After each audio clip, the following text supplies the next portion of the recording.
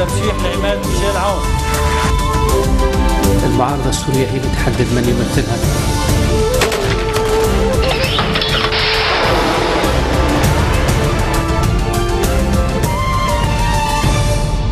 Bonjour à tous, merci de nous rejoindre sur Futur TV pour cette nouvelle édition de la rédaction. Tout de suite, les titres.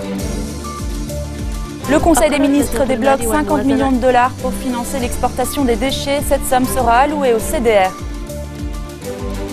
L'offensive d'Alep au cœur des discussions à Munich où se réunissent une vingtaine de ministres des Affaires étrangères des principaux pays impliqués dans le conflit syrien.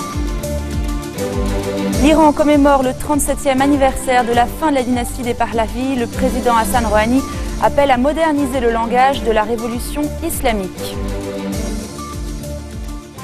On débute ce journal avec cette annonce. Le gouvernement libanais réuni en Conseil des ministres débloque 50 millions de dollars pour le financement de l'exportation des déchets et ce pour le compte du Conseil de développement et de la reconstruction. La signature du contrat entre le CDR et la compagnie britannique Chinook, chargée de l'exportation des déchets, a été reportée pour des raisons techniques et pour de plus amples vérifications des papiers fournis par la compagnie.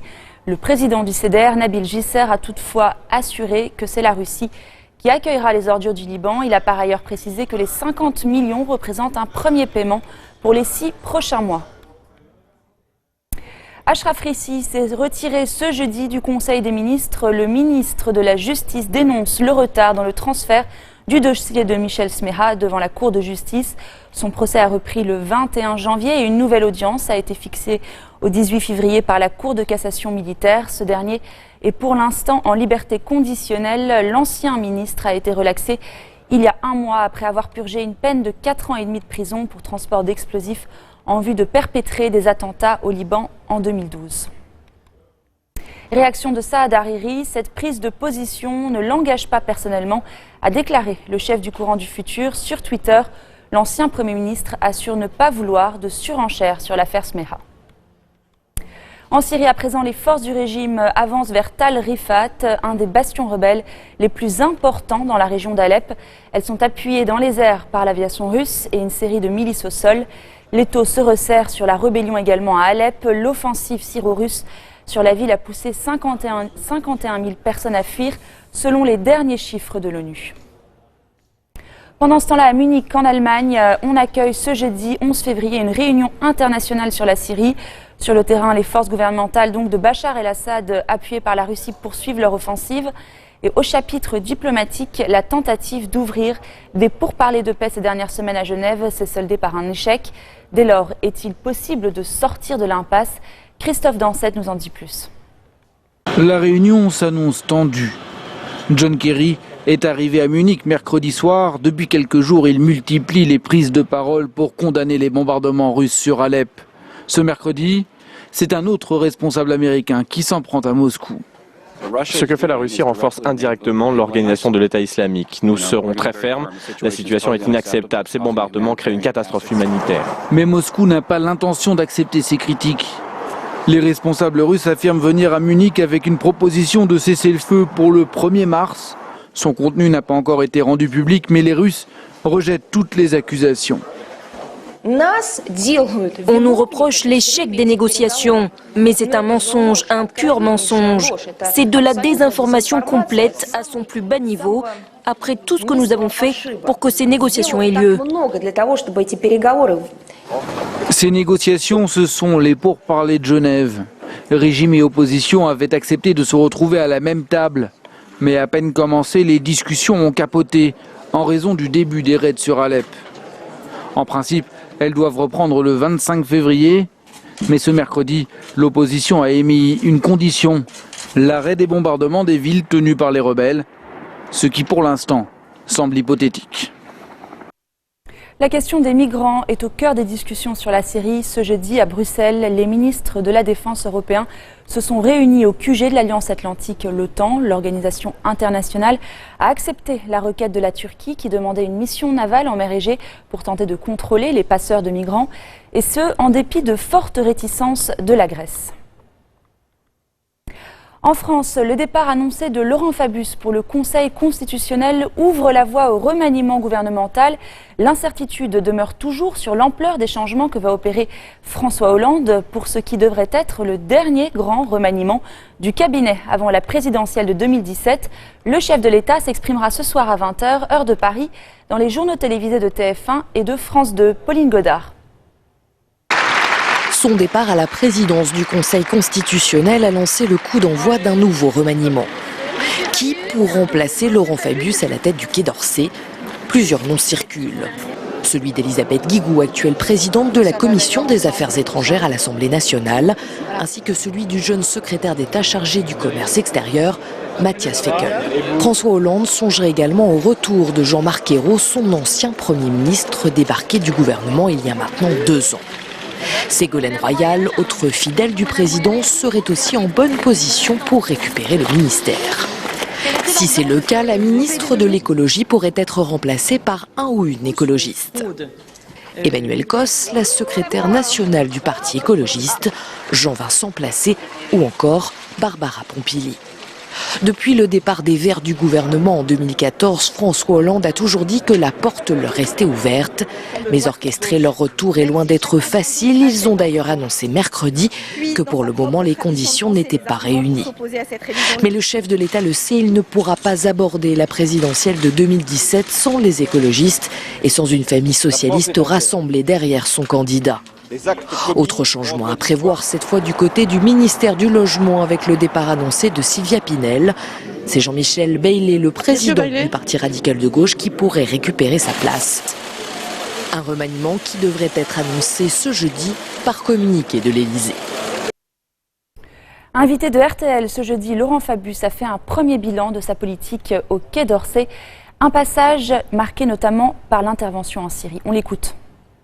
La situation est calamiteuse et dans le cas de la Syrie, elle est dramatique parce que ce monsieur Bachar el-Assad, il a à son passif la responsabilité principale de 260 000 morts. 260 000 morts. Et la France de réfugiés. Et la moitié de la population a dû quitter son domicile. Nous, depuis le début, la France, qu'est-ce que nous avons cherché? Il faut toujours avoir un objectif. Alors, on l'atteint ou on l'atteint pas. L'objectif, c'est d'avoir une Syrie qui soit libre, alors qu'elle n'est pas, et où chacun, quelle que soit sa religion, quelle que soit son ethnie, puisse développer ses idées, et que toutes les communautés qui sont là-bas, sunnites, chiites, etc., puissent vivre en paix. C'est quasiment impossible avec M. Bachar el-Assad, puisqu'il a tué directement ou indirectement la moitié et fait partir de chez eux la moitié de la population. La Russie, voilà. L'Iran. Alors, nous disons que la solution est politique, d'où les négociations qui sont indispensables, mais il faut aussi que sur le terrain, les choses bougent, et ses alliés, ceux qui l'ont ramené, enfin rétabli dans sa force, ce sont les Russes et les Iraniens, qui aujourd'hui, s'agissant des Russes, bombardent la population civile. Et Alep, avec ses centaines de milliers d'habitants, est quasiment encerclé avec des risques de famine épouvantables. Assad est un assassin, dites-vous. Oui. Les Russes sont les complices d'un assassin? J'ai dit hier que dans ce drame syrien, il y avait à la fois une brutalité sanguinaire de Bachar. Je ne l'ai pas inventé.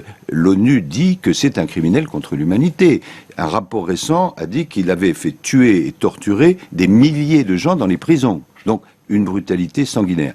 Et puis, dans les faits, on le voit tous les jours, vos collègues journalistes le rapportent, il est maintenu en place par les Russes et les Iraniens. Et ce sont les Russes qui bombardent. Ils devraient bombarder Daesh. Ils bombardent l'opposition modérée. Angela Merkel a dit « les Russes tuent des civils ».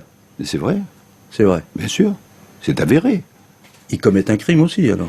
Oui, ils sont complices de ce qui se passe là-bas. Et donc, tout le travail qui est extrêmement difficile, puisque les Russes sont une puissance considérable, membres permanents du Conseil de sécurité, donc opposent leur veto à toutes les résolutions. Tout notre travail, c'est d'arriver, et je traitais cela encore avec mes homologues hier, arriver à faire un levier pour que les bombardements russes s'arrêtent, qu'il y ait un cessez-le-feu, et que la négociation entre d'un côté les éléments du régime et de l'autre l'opposition modérée puisse recommencer. Mais l'école de Samba Manguera, sacrée championne du carnaval 2016 de Rio, c'est après la pause.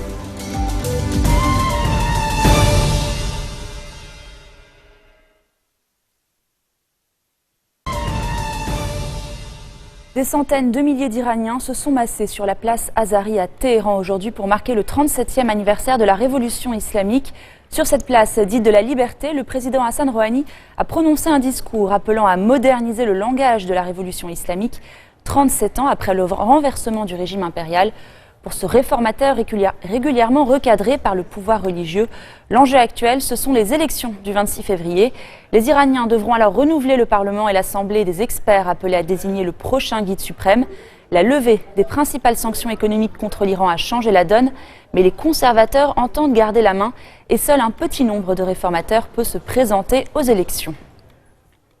L'école de samba Mangueira a remporté cette nuit le titre de championne du carnaval 2016 de Rio de Janeiro au Brésil, un titre que l'établissement, fondé en 1928, n'avait plus remporté depuis 14 ans. Les 4300 danseurs de la formation traditionnelle ont défilé devant les 72 000 spectateurs du Sambrodome. Axel May. L'angoisse avant la délivrance. Ces écoles de samba attendent le verdict. Laquelle sera désignée meilleure école du carnaval. 14 ans que l'école Mangueira, l'une des plus anciennes et des plus traditionnelles de Rio, attendait d'être de nouveau titrée. J'ai été mal 2 fois et j'ai vraiment cru que j'allais mourir parce que jamais j'aurais cru qu'on arriverait à ce résultat. J'ai eu 2 moments de bonheur cette année, la naissance de mon fils et ce titre de champion. Je peux mourir demain car je suis l'homme le plus heureux du monde. Les danseurs de cette école Mangueira avaient défilé dans la nuit de lundi à mardi à Rio. Quant aux perdants, ils félicitent les vainqueurs. Mangueira mérite cette victoire et on sera là samedi pour célébrer ce titre avec les vainqueurs. Samedi, ce sera en effet le traditionnel défilé des champions. Les écoles finalistes se retrouveront dans le Sambadrome de Rio une dernière fois avant l'année prochaine. Voilà, c'est la fin de cette édition. Le rappel des titres. Le Conseil des ministres débloque 50 millions de dollars pour financer l'exportation des déchets. Cette somme sera allouée au CDR. L'offensive d'Alep au cœur des discussions à Munich où se réunissent une vingtaine de ministres des Affaires étrangères des principaux pays impliqués dans le conflit syrien. L'Iran commémore le 37e anniversaire de la fin de la dynastie des Pahlavis. Le président Hassan Rouhani appelle à moderniser le langage de la révolution islamique. Merci de votre attention. Retrouvez-nous tous les jours à 16h40 heure de Beyrouth. Vous pouvez également nous suivre en ligne sur notre site web ou en téléchargeant notre application mobile. Excellente suite de programmes à toutes et à tous.